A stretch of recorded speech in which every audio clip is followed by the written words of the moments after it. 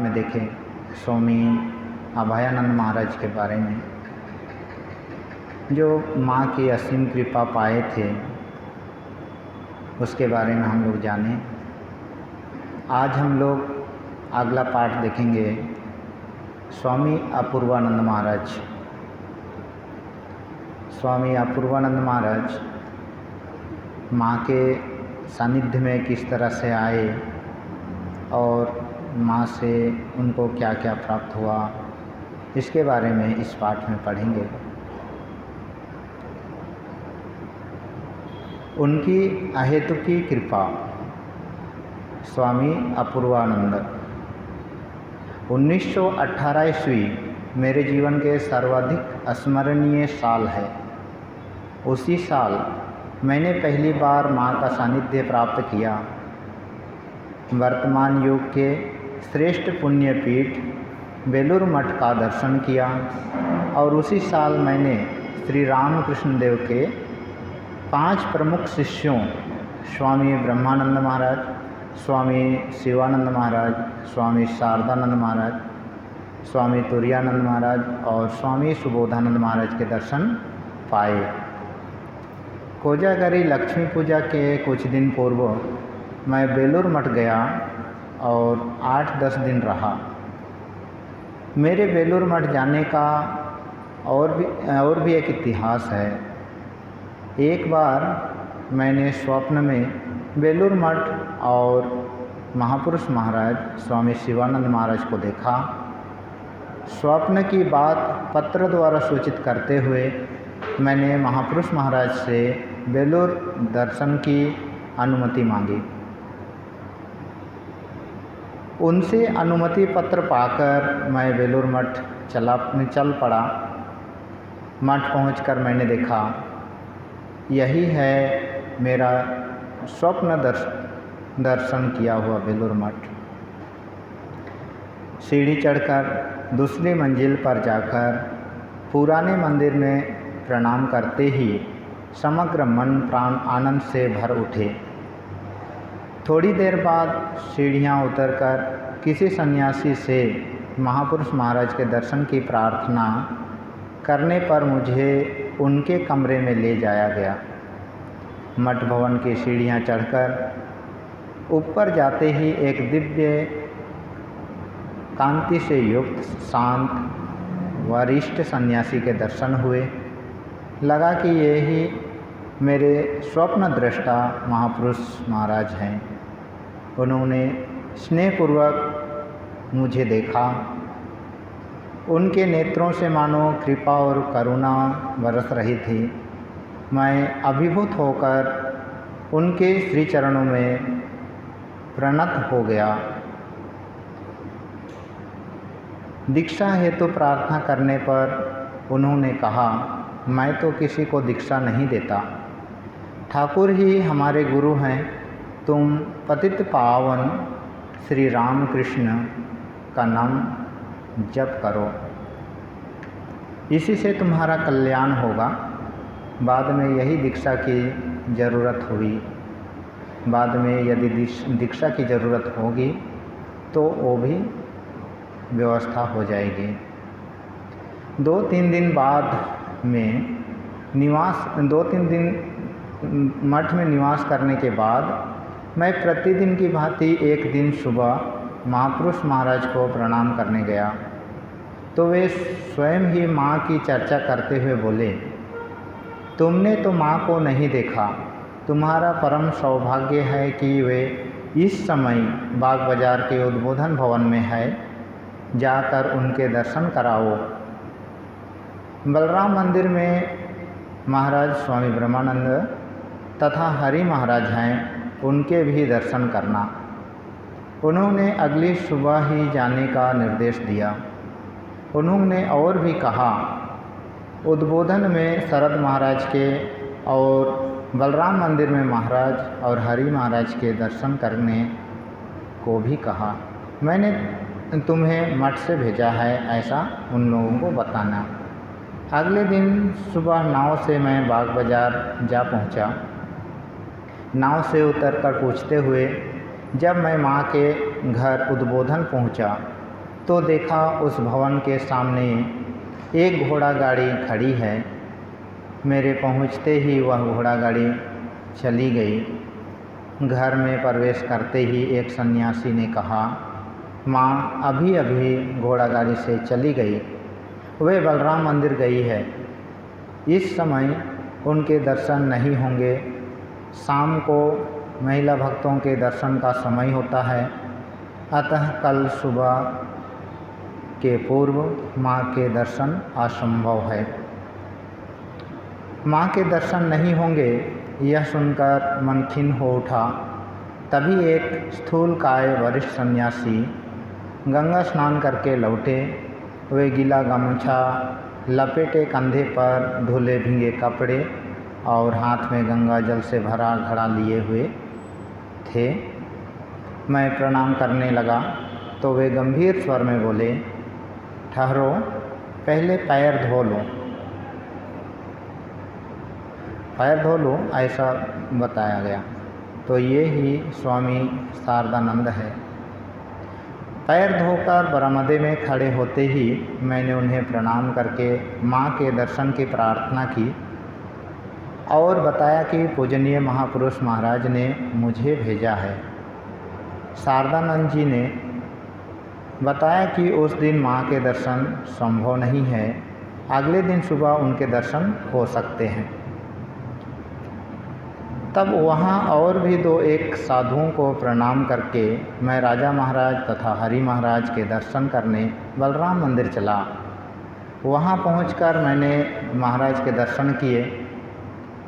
ठाकुर के दर्शन का सौभाग्य तो मुझे नहीं मिला, पर उनके मानस पुत्र के स्थूल शरीर के दर्शन पाकर और उन्हें प्रणाम करके मैंने स्वयं को अत्यंत सौभाग्यवान महसूस किया।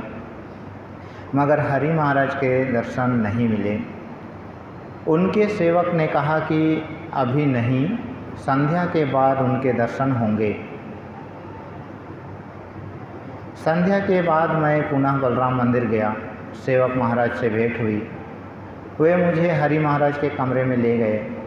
दंडवत प्रणाम करने के बाद मैंने उनके चरण स्पर्श किए।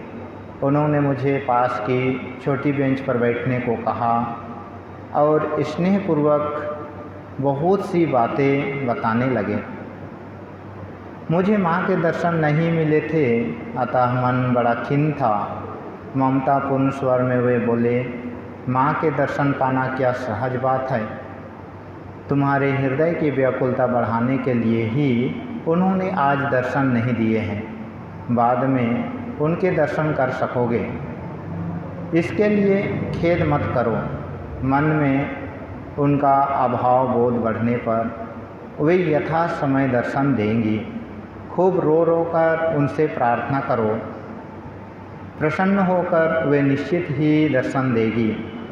माँ के दर्शन पाने के लिए इतनी सब तैयारी चाहिए, मुझे तो इसकी कल्पना भी नहीं थी। उनकी बातों से मन शांत हुआ। उन्हें प्रणाम कर मैं अपने निवास स्थान पर लौट आया। अगले सुबह मैं पुनः माँ के दर्शन हेतु गया, परंतु पुनः निराशा ही हाथ लगी। महाराज लोगों ने बताया कि उस दिन सुबह विशेषकर पुरुष भक्तों को माँ के दर्शन नहीं होंगे। फिर अगले दिन सुबह आने को कहा गया। मन बड़ा दुखी हुआ। बलराम मंदिर में पूजनीय महाराज और हरि महाराज के दर्शन को गया, लेकिन दर्शन वहाँ भी नहीं हुए। एक दिन सैकड़ों युगों के समान प्रतीत होने लगा। मुझसे जितना संभव हुआ मैंने ध्यान तथा प्रार्थना की, परंतु मन में एक विराट शून्यता भर गई। शूलबिद्ध प्राणी के समान छटपटाते हुए मैंने वह दिन बिताया। संध्या को मैं फिर हरि महाराज के पास गया। उन्होंने मुझे तरह तरह से सांत्वना प्रदान की। बहुत देर तक उनके पास बैठकर उनके स्नेह से सारा बोर होने के बाद मैं अनिच्छापूर्वक लौटा। रात में प्राणों की छटपटाहट से नींद नहीं आई। मैं एक भक्त के घर में ठहरा था। अगली सुबह गंगा स्नान के उपरांत मैं उन भक्त के घर में ध्यान करने बैठा। सोचकर बैठा था कि बस थोड़ी देर ध्यान करूंगा, पर एक अलौकिक घटना हो गई। आनंद और विस्मय से बाह्य चेतना से रहित होकर मैं बड़ी देर तक आसन पर बैठा रहा। आसन से जब उठा तो 6:30 बज चुके थे। मैं भी ध्यान की बात सोचते सोचते आशा से परिपूर्ण होकर माँ के घर की ओर चला। उद्बोधन भवन पहुंचकर देखा कि 15-20 भक्त माँ के दर्शन की बाट जोह रहे हैं। सुना कि माँ के दर्शन होंगे। मैं आनंद विह्वल हो उठा। 7:30 बजे के बाद एक महाराज एक बड़े बर्तन में साल पत्तों में सजा हुआ प्रसाद लाकर सबके हाथों में देते हुए बोले, माँ ने भेजा है, प्रसाद खाकर प्रतीक्षा कीजिए। दर्शन के लिए बुलाए जाने पर आप सभी माँ के दर्शन करने जाएंगे। उन्होंने यह भी बताया कि माँ ने स्वयं अपने ही हाथों से प्रसाद सजाकर हमारे लिए भेजा है। उसे खाते समय परम आनंद हुआ।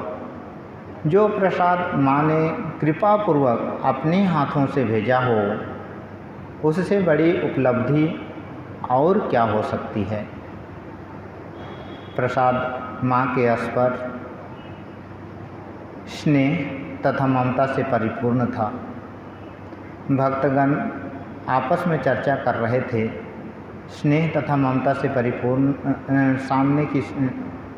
भक्तगण आपस में चर्चा कर रहे थे। सामने की सीढ़ी से ऊपर जाना होगा और माँ के दर्शन कर दूसरी ओर से उतरना होगा। माँ पुरुष भक्तों से बातें नहीं करती, आदि आदि। मैं यह सब नहीं जानता था। माँ पुरुष भक्तों से बात नहीं करती, यह सुनकर मन क्षुब्ध हुआ। मैं तो माँ कहकर पुकारूंगा, क्या वे मेरी पुकार का उत्तर नहीं देगी, कुछ भी नहीं कहेगी। मन इस चिंता में तार तार हो रहा था। तभी देखा भक्तों की पुकार हो रही थी। ऊपर जाने के लिए सभी लोग पंक्तिबद्ध होकर सीढ़ियाँ चढ़ रहे थे। सभी पंक्ति में खड़े हो गए। मन में आया, मैं सबके पीछे रहूँगा, सबके अंत में प्रणाम करूँगा। मेरा बालक जैसा बुद्धि थी। फिर भय हुआ, माँ यदि तब तक चली गई और मैं प्रणाम ना कर सका तो। परंतु तब तक और आगे जाकर अन्य कुछ करने का समय नहीं था। उसी पंक्ति में सबसे आखिर में चुपचाप प्रार्थना करते हुए खड़े खड़े मैं माँ के बारे में सोचने लगा। सुबह के अपने ध्यान का चित्र अंतःकरण में उद्भासित हो उठा। भक्तगण सीढ़ी से माँ को प्रणाम करने के लिए आगे बढ़ रहे थे। मैं भी उनका अनुसरण करके चल रहा था। क्रम से सीढ़ी से ऊपर पहुंचकर देखने में आया कि एक कमरे के द्वार के समक्ष एक एक व्यक्ति भूमि पर सिर टेक कर प्रणाम कर रहे हैं और फिर दूसरी तरफ से उतरते जा रहे हैं। मैं आगे बढ़ रहा था। मेरे पीछे कोई नहीं था। द्वार के समक्ष प्रणाम की जगह पर जाकर देखा, माँ सिर से पाँव तक एक श्वेत रेशमी चादर से सारी देह ढककर बैठी है। माँ के श्रीचरण भी दिखाई नहीं दे रहे थे। पूरा शरीर ढका था। मन बुझ गया। प्रतीक्षा का समय नहीं था। मैंने भी माँ के सामने घुटने टेक कर भूमि पर सिर रखकर प्रणाम किया। लगभग 30-40 सेकेंड या 1 मिनट तक सिर झुकाए रहा। नेत्रों में आंसू भर आए थे। सिर उठाते ही देखा माँ ने चादर हटा ली है। मुख पर अब घूंघट नहीं है। वे स्नेहपूर्वक मेरी ओर देख रही थी। मैं आनंद से विह्वल हो उठा। उनके चरण स्पर्श के लिए हाथ बढ़ाते ही माँ ने स्मित हास्य के साथ मेरे चेहरे पर हाथ फेरते हुए मेरी आँखों के आंसू पोंछ दिए और मेरी ठुड्डी पर स्पर्श कर अपना हाथ चूमते हुए मधुर स्वर में पूछा, बेटा प्रसाद मिला है? उनके चेहरे की ओर देखते हुए मैं केवल ये 2 शब्द ही कह सका, माँ। हाँ मिला है। माँ के स्नेहपूर्ण मधुर वचन से हृदय परिपूर्ण हो गया था। मैं अवाक होकर केवल माँ की ओर देख रहा था। बाह्य मुहूर्त में ध्यान के समय मुझे इन्हीं का तो दर्शन मिला था। इन्हीं लाल किनारी की साड़ी पहने माँ ने मुझे गोद में उठाकर सीने से लगाकर मुझे चूमकर तथा स्पर्श करके मुझे कितना दुलार किया था। सब कुछ मानो स्वप्नवत ही लग रहा था। मन में आया कि माँ से सब कुछ पूछूं, परंतु ऐसा नहीं हो सका। माँ को एक बार फिर प्रणाम करने के बाद मैं विदा ली। थोड़ा आगे जाकर मुड़कर देखा, माँ तब भी स्नेह भरे नेत्रों से मेरी ओर देखती हुई बैठी थी। उनकी दृष्टि मेरा अनुसरण कर रही थी।